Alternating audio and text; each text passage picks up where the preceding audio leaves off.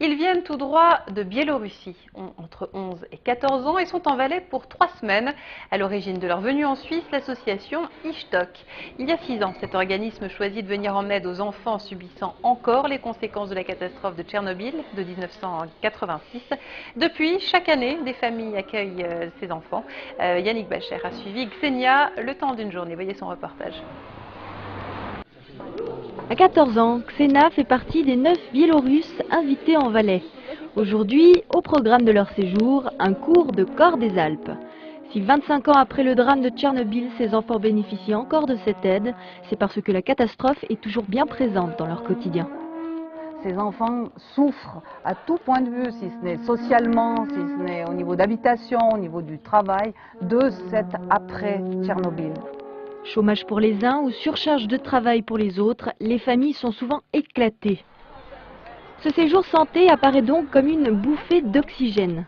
Pour Ksenia, Simona, qui l'accueille pour la 3e fois, est comme une seconde famille. Cela lui permet d'oublier les conditions précaires de sa vie. L'après-Tchernobyl est d'autant plus difficile qu'à la problématique financière s'ajoute celle de la santé. Si Ksenia souffre d'asthme chronique, bien d'autres maladies sont apparues après 1986.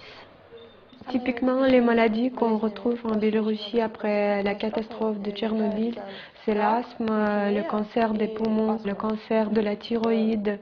Ça vient du fait que 70% de notre territoire est contaminé, mais personne n'en parle parce que c'est une information secrète.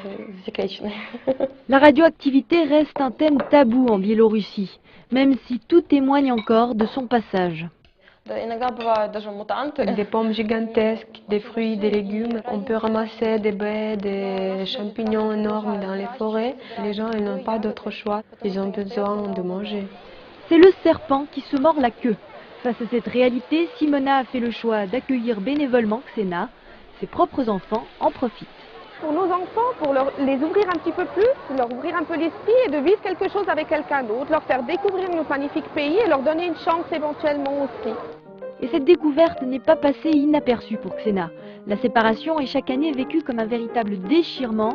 Elle reste d'ailleurs en contact régulier avec sa famille d'accueil.